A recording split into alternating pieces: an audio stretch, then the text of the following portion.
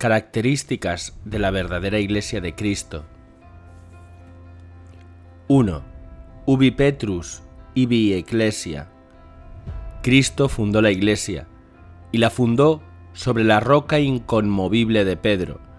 Y yo te digo a ti, que tú eres Pedro, y sobre esta piedra edificaré yo mi Iglesia, y las puertas del infierno no prevalecerán contra ella. Mateo 16:18. La verdadera Iglesia de Cristo es la que presenta la lista de los legítimos sucesores de San Pedro.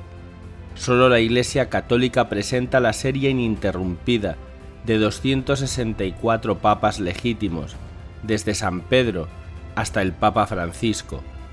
Ubi Petrus, ibi Ecclesia. Donde está Pedro está la Iglesia.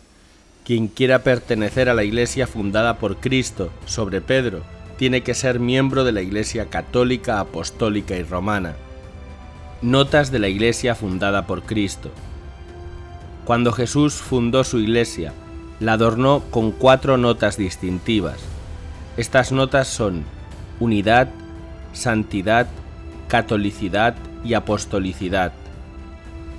La única Iglesia fundada por Cristo es nuestra Santa Madre, la Iglesia Católica, Apostólica y Romana, porque sólo ella reúne las 4 notas o señales distintivas con las que Cristo edificó su Iglesia. La Iglesia Católica es una. Los vínculos de la unidad son la profesión de una misma fe recibida de los apóstoles, la celebración común del culto divino, sobre todo de los sacramentos, y la unidad de gobierno con el sumo pontífice, pastor supremo de la Iglesia. La Iglesia Católica es santa en su origen, su fin, sus medios y sus frutos. Santa en su origen por su fundador, Cristo. Santa en su fin porque éste es la gloria de Dios y la santificación de las almas. Santa en sus medios, que son la liturgia, los sacramentos y los dones del Espíritu Santo. Santa en sus frutos, porque son innumerables los santos y mártires de la Iglesia Católica. La Iglesia Católica es universal, porque ha cumplido el mandato de Cristo de predicar el Evangelio a todos los pueblos. Mateo 28:19. Por su presencia activa y por su extensión efectiva en todo el mundo, la Iglesia Católica cumple con esta nota de la verdadera Iglesia de Cristo. La Iglesia Católica es apostólica, porque tiene su origen en los 12 apóstoles del Cordero. Apocalipsis 21:14. Hoy Cristo gobierna a su Iglesia por medio de Pedro y de los demás apóstoles, presentes en sus sucesores, que son el Papa y los obispos. El ecumenismo. El Cuarto Concilio de Letrán, de 1215, enseñó que una sola es la Iglesia universal de los fieles, fuera de la cual nadie absolutamente se salva.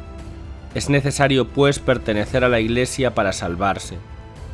Pío IX dijo que aquellos que sufren ignorancia invencible acerca de nuestra santísima religión, que cuidadosamente guardan la ley natural y sus preceptos esculpidos por Dios en los corazones de todos y están dispuestos a obedecer a Dios y llevar vida honesta y recta, pueden conseguir la vida eterna. Se conoce por movimiento ecuménico el conjunto de actividades e iniciativas que se organizan para favorecer la unión de los cristianos en la única Iglesia de Cristo.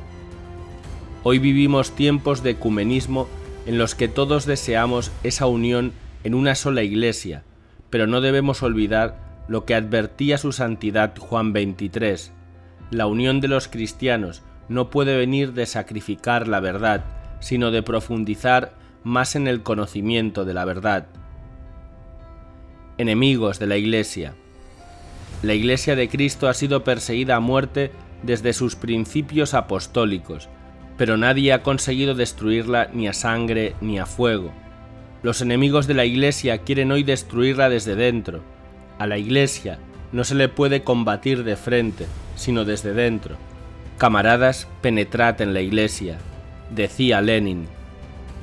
¿No es acaso cierto que hasta hace pocos años los enemigos de la Iglesia estaban fuera de ella y que de unos años a esta parte sus peores enemigos surgen en el seno de la Iglesia, nos decía el cardenal Siri: hoy, después del concilio, la Iglesia pasa por la prueba de los grandes sufrimientos, sufre por la rebeldía inquieta, crítica y demoledora de tantos de sus hijos, los predilectos, maestros y seglares, contra su íntima e indispensable comunión, contra su existencia institucional, contra su tradición y adhesión interior, contra su autoridad, insustituible principio de verdad, unidad y caridad, contra sus mismas exigencias de santidad y sacrificio. Sufre por la deserción y el escándalo de ciertos eclesiásticos que crucifican hoy a la Iglesia, nos decía Pablo VI. Recuerda, ¿qué Iglesia presenta la lista de los legítimos sucesores de Pedro?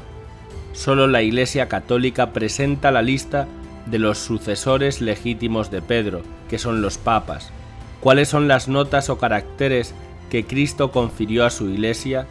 Las notas o caracteres que Cristo confirió a su Iglesia son 4: unidad, santidad, catolicidad y apostolicidad, que solo tiene en toda su plenitud la Iglesia Católica.